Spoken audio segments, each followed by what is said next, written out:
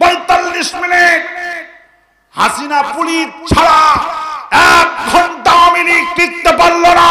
আমরা পুলিশ ছাড়া 16 বছর টিকেছিলাম। আমরা পুলিশ ছাড়া সারা জীবন টিকে থাকবো। থানার সামনে যে মিছিল মিটিং করেছি, এখন আওয়ামী লীগ হিন্দু সেজে মিছিল করে, ঠিক কিনা বলেন? হিন্দুদের ব্যানার নিয়ে মিছিল করে, লজ্জা হয় না তোদের? কসুর গাছের সাথে গলার দড়িতে মরা উচিত আওয়ামী লীগদের। চেতনার বড়ি খাওয়াইছে 16 বছর ধরে, চেতনার বড়ি খাওয়াইছে। আমরা হলাম মুক্তিযোদ্ধা আর ওরা হলো রাজাকার। 16 বছর ধরে হাসিনা চেতনার ওষুধ খাওয়াইছে। প্রাইমারি স্কুল থেকে শুরু করে বিশ্ববিদ্যালয় পর্যন্ত রসুলের কাহিনী নাই, শুধু বাপের কাহিনী। আরো আস্তে কম ঠিক। বিশ্ববিদ্যালয় থেকে প্রাইমারি স্কুল পর্যন্ত, ইবতদায়ী থেকে কামেল পর্যন্ত শুধু বাপের কাহিনী। আওয়ামী লীগদের নবী ছিল শেখ মুজিব। আওয়ামী লীগদের নবী কে ছিল? শেখ মুজিব। রাসূলের জীবনে নাই। আলহামদুলিল্লাহ, এই সরকার আসার পর থেকে আওয়ামী লীগের সমস্ত বই ব্যান করে নতুন বই ছাপানো হচ্ছে। আলহামদুলিল্লাহ বলেন। বাপের পূজা শুরু করে দিয়েছিল এই দেশে, আর ভালো ভালো মানুষকে রাজাকার বানিয়েছিল। আর আমাদের দুঃখ কষ্ট দেখে ওরা তখন হাসি মারতেছিল। আল্লাহ পাক সে কথা বলছেন, وَإِذَا مَرُّوا بِهِمْ يَتَغَامَزُونَ। আর যখন মুমিনরা বাজারে যেত, হাটে যেত, মাহফিলে যেত, মসজিদে যেত, তখন এই বামপন্থীরাই তখন মুমিনদের দেখে চোখ মেরে মেরে কথা বলতো। আল্লাহর কথা কত টাটকা, সুবহানাল্লাহ।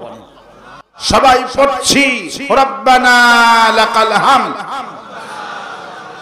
হামদান কাসীরান তাইয়্যিবান মুবারাকান ফীহি ইয়া রাব্বি লাকাল হামদু কামা ইয়ানবাগি লিজালালি ওয়াজহিকা ওয়া আযীমি সুলতানিকা।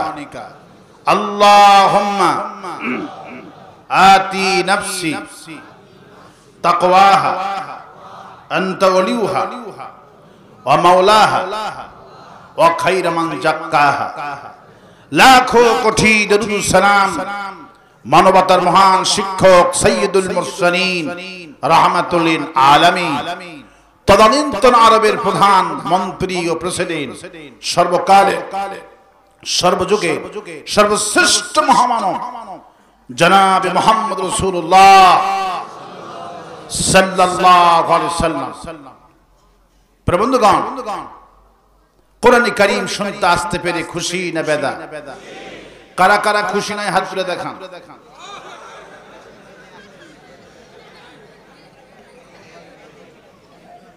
আপনারা শুরুতেই গন্ডগোল লেগে দিলেন। আর দাঁড়ানো ভাইরা, আপনাদের কোনো সমস্যা বুঝতে? দাঁড়ানো ভাইদেরকে জিজ্ঞেস করছে, আপনাদের কি কোনো বুঝতে সমস্যা? কোনো সমস্যা? বসে বসে। একজন মুসলমান দাঁড়িয়ে থাকবে, সবাই বসে। দাঁড়িয়ে থাকতে পারবেন না, এটা তাফসীরের মাহফিল, দাঁড়ানোর কোনো সুযোগ নাই। বসেন না, সবাই বসেন। একজন মুসলমান দাঁড়িয়ে থাকতে পারবেন না। বসেন, সবাই বসেন। নামুরির মানুষ অত্যন্ত ভদ্র এবং মেধাবী। আপনাদের নেতারা আমার ডান পাশে বাম পাশে আছেন, এবং আমি যেন আপনাদের প্রশংসা করতে পারি অন্য জেলায় গিয়েতে, নামুরির মানুষগুলি এত ভদ্র। আর লালমনিরহাট আসলেই ভদ্র জায়গা। আল্লাহু আকবার। এই এলাকার মানুষ গরিব, কিন্তু কোরআনের জন্য তাদের হৃদয়টা আল্লাহকে দান করে দিয়েছে। এত তাফসীর মাহফিল বাংলাদেশে কোথাও হয় না, সুবহানাল্লাহ। এই বছর হিসাব করলাম সবচেয়ে বেশি তাফসীর মাহফিল হলো লালমনিরহাটে, 24টা মাহফিল। আল্লাহু আকবার। আমি চিন্তা করলাম এক জেলায় এত মাহফিল দিলাম কেমনে? কয় এই নেতা সেই নেতা, সেই বুড়িমারি থেকে শুরু করে নি একবারে বড় বাড়ি পর্যন্ত। পরশুদিন বড় বাড়িতে করেছি আমি, আলহামদুলিল্লাহ বলে। লাক্ষাধিক লোক, আপনাদের চাইতে কয়েক গুণ মানুষ, সুবহানাল্লাহ। বড় বাড়িতে এই মাহফিল কমিটির লোকরা গেছিল, সেখানে ওটাও হাবিজ মাদ্রাসা ছিল। আল্লাহু আকবার। প্রবন্ধগণ, কোরআন শুনতে আপনারা খুশি নাই, কিন্তু হাত তুলছেন ঠেলার চোটে, ঠিক কিনা বলে? বিজয় পায়া মনে হয় মাথা দাদা আপনাদের ঠিক নাই। অসুবিধা হবে না, আল্লাহ রাব্বুল আলামিন এই হাত গ্রহণ করবেন না। আল্লাহ পাক অন্তর থেকে বিচার করবে। কি দেখে বিচার করবে বলেন? যদি বাহিরে লেবাস ফুস দেখে যদি বিচার হতো, তাহলে রবি ঠাকুর তো সবার আগে জান্নাতে যাওয়ার কথা ছিল। রবি ঠাকুরের টুপি, পাঞ্জাবি আর পায়জামা দেখে মনে হয় জামাত ইসলামের আমির, ঠিক কিনা বলে? আজ তো মুশরিক এবং বামপন্থী।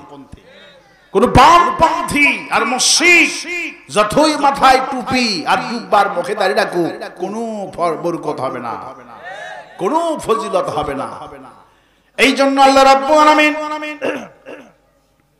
তিনি বলছেন, আমার কাছে দাড়ি দিয়া, টুপি দিয়া, জুব্বা দিয়া আমার কাছে মূল্যায়ন হবে না, দামও হবে না। আমার কাছে দাম কেমনি হবে? শোনো, ইন্না আকরামাকুম ইনদাল্লাহি আতকাকুম, যে ব্যক্তি আমাকে ভয় করে চলবে ওই ব্যক্তির দাম আমার কাছে আরশে আজিম পর্যন্ত পৌঁছে যায়।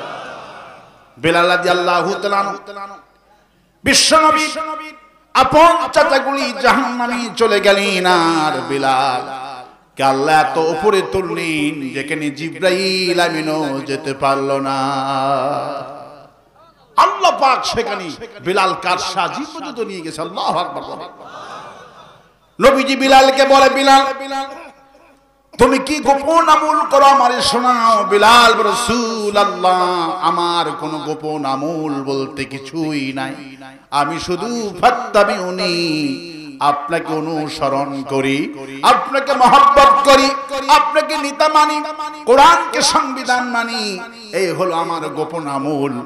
হুজুর বলল, বেলালে তুমি আমার কর্মী হওয়ার কারণে আমার চাচারা জাহান্নামে চলে গেল, আর তুমি আমাকে কোন অনুসরণ করার কারণে আল্লাহ পাক জিবরাইল আমিন যখন আমাকে চলে গেল, রব চলে আসলো, আমাকে ভয় লেগে গেল।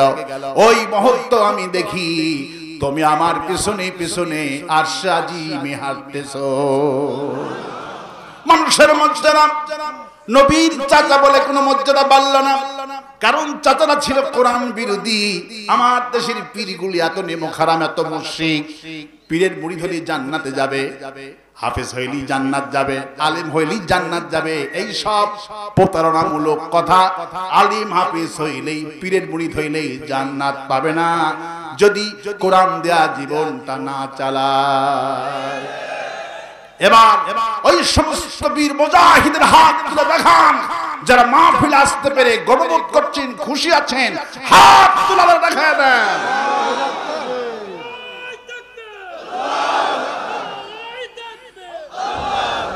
আল্লাহ কবুল করুন বলে আমি কোরআন শুনতে এসেছি। কি শুনতে এসেছি? কোরআন। নবী করিম সাল্লাল্লাহু আলাইহি সাল্লামের জীবনে হাজার হাজার মর্যাদা সংগঠিত ছিল। শ্রেষ্ঠ মর্যাদা, তার নাম হলো কোরআন। তার নাম কি?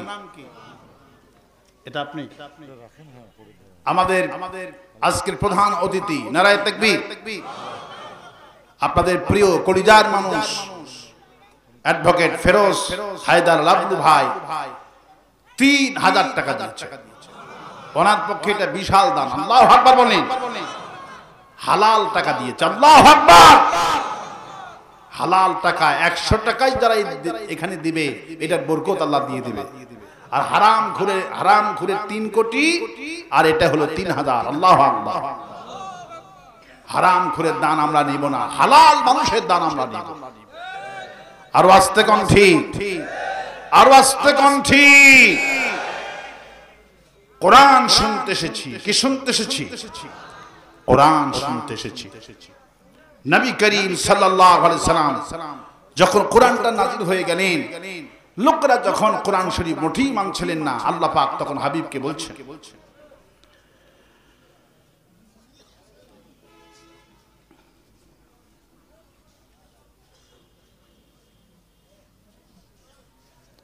আল্লাহ রাব্বুল আলামিন তার হাবিবকে বলছেন মা আনজালনা আলাইকাল কুরআনা লিতাশকা।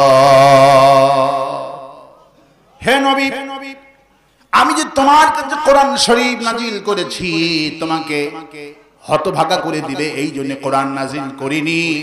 কোরআন নাজিল করেছি আপনার সম্মান গোটা বিশ্বময় ছড়িয়ে যাবে।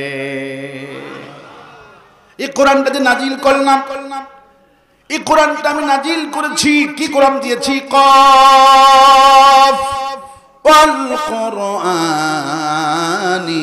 মাজিদ।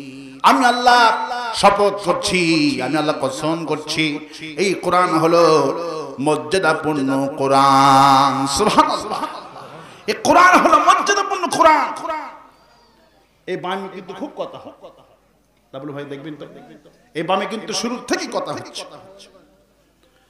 আমার বন্ধুগণ, আমার ভাইয়েরা, এই কোরআন হলো মর্যাদাপূর্ণ কোরআন। আল্লাহ পাক সে কথাই বলছেন, একটা জাতির যে সম্মান হয়, একটা জাতির যে পতন হয়, এর কারণ হলো কোরআন। কারণ এই কোরআন হলো সম্মানজনক কোরআন। সুবহানাল্লাহ, কসম কে খাচ্ছে?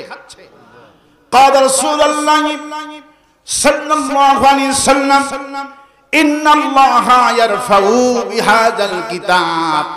নবীজি বললেন, একটা দলের পতন হয়, একটা দলের নেতা দেশ থেকে পালায়, এর মূল কারণ হলো কোরআন। আর একটা দলের সম্মান বাড়ে, মর্যাদা বাড়ে, এর পেছনে কারণ হলো কোরআন। হাসিনা জি পালায় আছে, এর মূল কারণ হলো কোরআনে কারীম।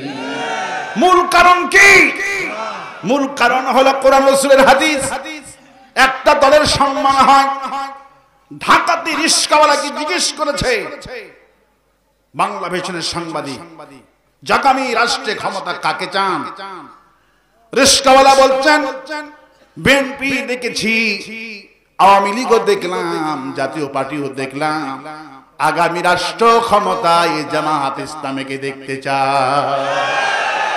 রাসূলের হাদিসটা কত সুন্দর। ইন্নাল্লাহা ইয়ারফাউ বিহাযাল কিতাব। একটা দলের যে সম্মান হয়, মর্যাদা হয়, এর পিছনে কারণ হলো কোরআনে কারীম। হাসিনা যদি কোরআন বিরোধী না হতো, দেশ থেকে পালিয়ে যাওয়া লাগতো না। ঠিক কিনা বলেন? ওরা 16 বছর, কত বছর? 16টা বছর ধরে আমাদের কি কষ্ট দিয়েছে, নির্যাতন দিয়েছে। আমাদের সব ফরিয়াদ কাকে দিয়েছি? কুষ্টিয়ার একটা বক্তা আছেন, নাম হলো আমির হামজা, নাম হলো হাসানুল মামুল্লাহ। ইউটিউবে সার্চ দেবেন। আর 3 মাসের বাচ্চা সুদ্ধা স্ত্রীকে কোরআন শরীফের তাফসীর পড়ানোর জন্য, দর্শ দেওয়ার জন্য 3 মাসের সন্তান সুদ্ধা জেলখানায় নিয়ে গেল।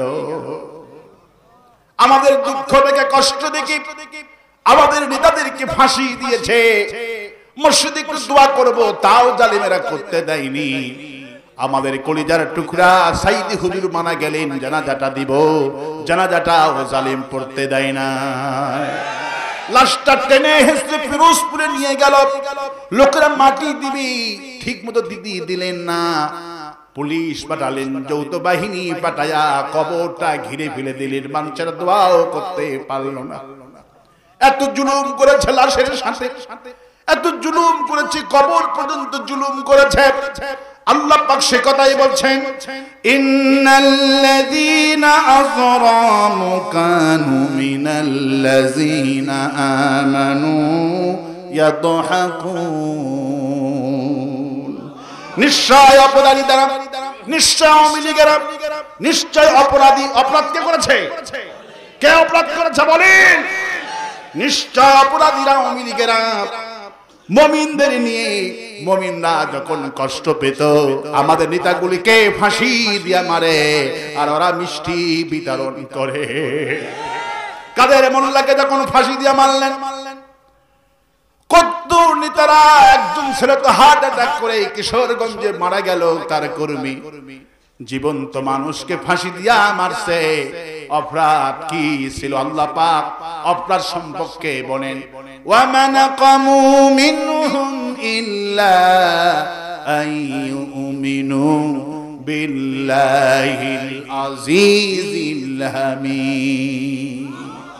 এই মুসলমানদের মারে কেন, ফাঁসি দিয়ে ঝুলাই কেন, রাজাকার বলে কেন?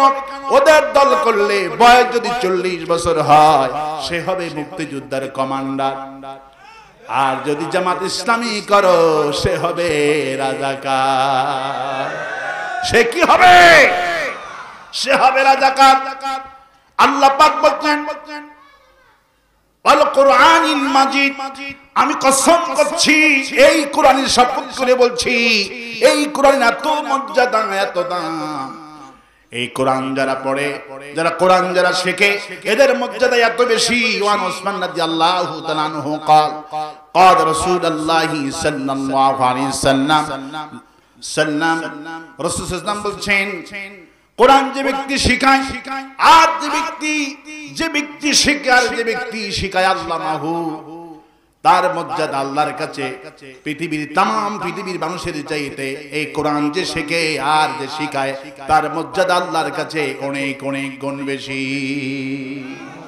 আর আস্তে কোন সুবহানাল্লাহ, অনেক গুণ বেশি। কিন্তু আজকে কোরআন যারা শিখতো তাদের কোনো দাম ছিল না। হাসিনা 16টা বছর ধরে এই জাতিকে চেতনার ওষুধ খাওয়াইছে। কিসের ওষুধ খাওয়াইছে বলেন?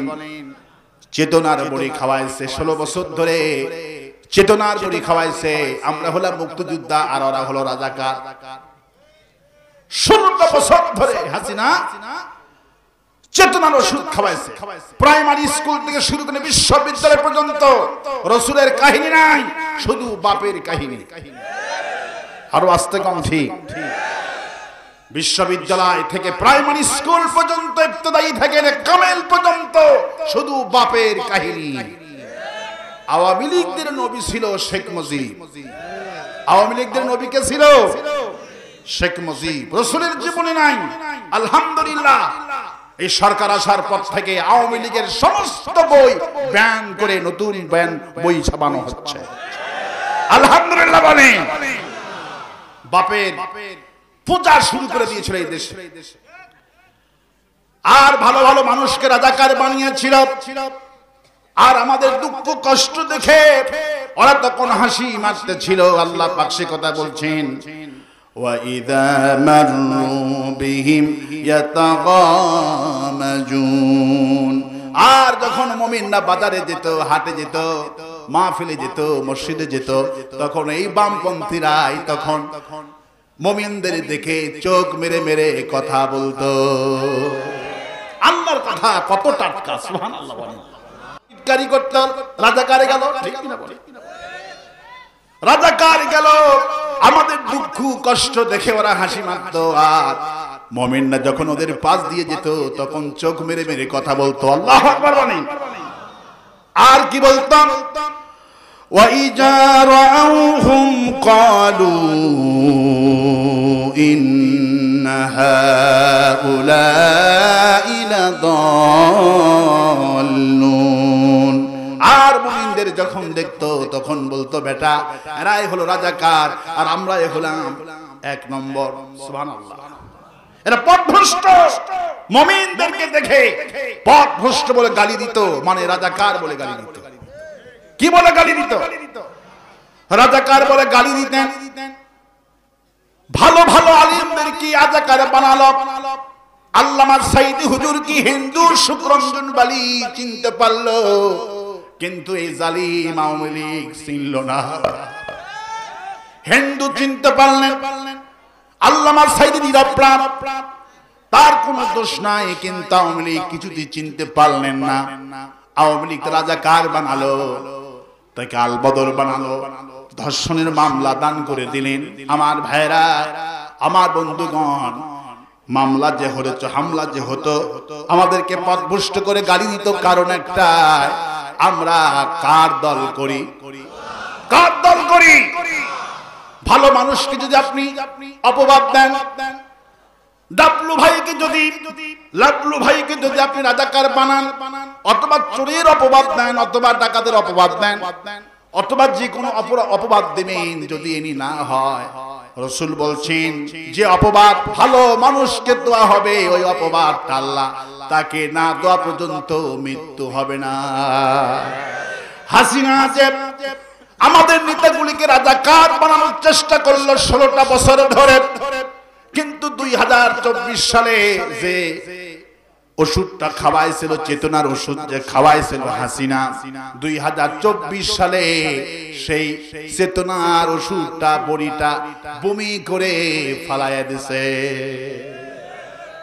16 বছর চেতনার ওষুধ খাওয়াইছিল, 2024 সালে সেই চেতনার ওষুধ বমি করে ফালাইয়া দিছে। সবাই বলে তুমি কে আমি কে? কে বলেছে? কে বলেছে? আলহামদুলিল্লাহ বলবেন। যেই রাজাকার শব্দটা লাগায়া আমার নেতাগুলোকে ফাঁসি দিয়ে মারলো, আমার রব্বুল আলামিন বলছেন আমি এই রাজাকার শব্দ দিয়ে হাসিনার পতন ঘটাইয়া দিলাম, এমন পতন ঘটালাম। আল্লাহ পাক বলছেন মুমিনেরা, তোমাদের যে কষ্ট হয়েছে, দুঃখ হয়েছে, তোমাদের যে দুঃখ 16টা বছর দিছে হাসিনা, আমি তো জানি কি পরিমাণ দুঃখ কষ্ট তোমাদের হয়েছে। আল্লামা সাইদি সাহেবের তিনটি ছেলে মামলা খাওয়া ঈদের দিনে সাইদি সাহেবের বাড়িতে, নিজামী সাহেবের বাড়িতে, কামরুজ্জামানের বাড়িতে ঈদের কোনো আনন্দ ছিল না। সাইদি সাহেবের স্ত্রী আমাদের খালাম্মা, আমাদের মা একা একা চোখের পানি ফেলে কেঁদেছেন। নাতি ছোট ছোট ঈদের দিনে আনন্দ করবে, নামাজে যাবে। শামীম সাইদির ছেলে, মাসুদ সাইদির ছেলে মসজিদে নামাজ পড়েছে, ঈদের মাঠে যেতে পারে নাই, বাবারা পলাতক। এই জন্যই ঈদের আনন্দ, সারা জীবনে ঈদের আনন্দ একত্রিত করলে স্বাধীনতার মতো আনন্দ হবে না। যদি আমার বাড়িতে ঈদের দিনে পুলিশ আছে, সেইটা ঈদ হয় না, ঠিক কিনা বলে? আল্লাহ বলছেন গোলামেরা, তোমরা যে 16টা বছর ধরে দুঃখ কষ্ট সহ্য করেছো, আমি জানি। এখন আমি আল্লাহ হাসিনাকে ধরবো। কে বলছে? হাসিনাকে আমি ধরবো, আমি এমন ধরবো, এ সীমা লঙ্ঘন করেছে। এবার আল্লাহ বলছেন তোমরা যে দুঃখ কষ্ট পাইছো 16টা বছর ধরে, আমি এখন কি করব? ফালইয়াউমাল্লাযীনা আমানু মিনাল কুফফারি ইয়াদহাকুন। আজ হাসিনার অবস্থা দেখে, জালেমদের পতন দেখে, গণভবনের অবস্থা দেখে মুমিনগুলি হাসাহাসি করবে। কিয়ামতের দিন ওদের কষ্ট দেখে মুমিনগুলি হাসাহাসি করবে।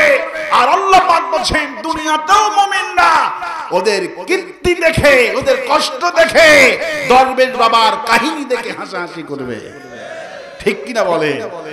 হাসিনার গণভবন দেখে 5ই আগস্টের দিন এমন কোনো বুড়া নাই যে হাসি না। সুবহানাল্লাহ বলে।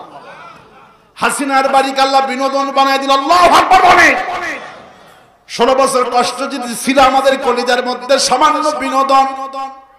কেউ মাছ ধরে, কেউ ছাগল নিয়ে যায়, কেউ হাঁস ঘাড়ে করে নিয়ে যায়, হাসিনার চেয়ারের উপরে বক্তব্য দেয়, হাসিনার মাইক নিয়ে বক্তব্য দেয়, কেউ কে কি করে দিশাহারা হয়ে গেছে, ঠিক কিনা বলে?